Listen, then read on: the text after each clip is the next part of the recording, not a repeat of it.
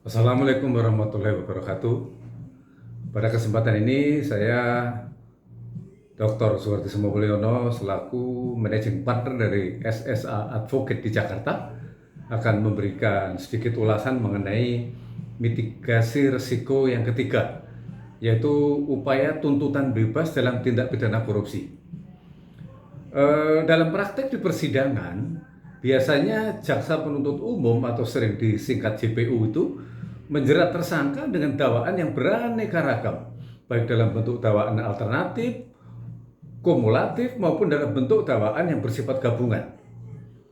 Jadi JPU dalam rangka membuktikan dakwaannya agar supaya tersangka atau terdakwa dapat dihukum setinggi-tingginya, memang sudah merupakan tugas dia, yaitu bagaimana berupaya menjerat TSK dengan strategi biasanya jaring laba-laba, dengan maksud agar supaya tersangka tidak bisa lolos dari tuntutan jaksa penuntut umum, sehingga pasal-pasal yang didakwakan bersifat terstruktur, baik berupa dakwaan primer maupun subsidiar, atau lebih-lebih subsidiar lagi dan seterusnya. Nah, apakah jeratan dalam bentuk tuntutan JPU tersebut secara hukum dapat dilakukan upaya-upaya hukum oleh tersangka atau terdakwa agar supaya tersangka dapat terbebaskan dan atau setidak-tidaknya mendapatkan hukuman yang meringankan? Maksudnya begini, dalam proses dakwaan, kemudian dalam proses tuntutan, apakah dimungkinkan jaksa itu melakukan semacam tuntutan bebas sehingga menguntungkan pihak tersangka atau terdakwa? Nah, mungkin begini penjelasannya. Yang pertama, dalam praktek peradilan di Indonesia, JPU itu memang dapat melakukan tindakan hukum berupa tuntutan bebas atas surat dakwaannya sendiri yang dimohonkan di hadapan majelis hakim dalam sidang terbuka untuk umum sebelum perkara pidana itu diputuskan.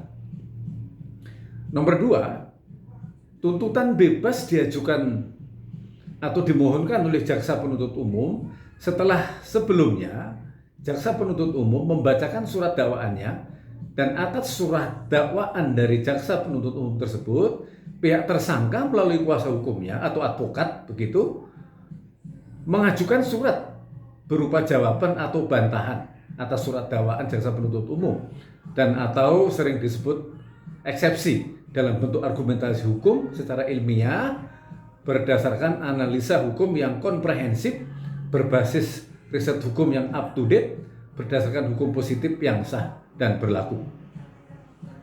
Nah, kemudian yang nomor tiga, setelah jaksa penuntut umum menerima jawaban dari tersangka atau kuasa hukumnya, nah JPU di situ dapat memohon kepada majelis hakim yang dituangkan dalam surat tuntutannya dengan mengajukan alasan hukum yang logis bahwa JPU tidak dapat membuktikan seluruh dakwaannya dan atau tidak dapat membuktikan sebagian dari dakwaannya, misalnya pada dakwaan primernya dan atau pada dakwaan subsidiarnya, sehingga meminta atau memohon agar supaya tersangka atau terdakwa dapat dibebaskan dari dakwaan jaksa penuntut umum. Nah, itu yang mengajukan JPU sendiri. Kemudian yang nomor 4, setelah jaksa penuntut umum mengajukan surat tuntutannya berupa tuntutan bebas, baik atas seluruh dakwaannya maupun sebagian dari dakwaannya, majelis hakim dalam putusannya dapat mengabulkan surat tuntutan jaksa penuntut umum baik sebagian maupun seluruhnya. Sebaliknya, tentu saja hakim juga dapat menolak surat tuntutan bebas dari JPU dengan pertimbangan hukumnya yang dituangkan dalam suatu keputusan hakim. Nah, terkadang kita lupa bahwa jaksa penuntut umum itu memang seolah-olah seperti lawannya TSK begitu ya. Namun demikian, dari sisi-sisi tertentu, jaksa penuntut umum itu bisa melakukan tindakan yang disebut tuntutan bebas. Artinya dia menuntut bebas atas dakwaannya sendiri. Tentu orang bertanya, sudah mendakwa mana mungkin bisa dituntut bebas? Nah, itu dalam praktek peradilan itu bisa dilakukan.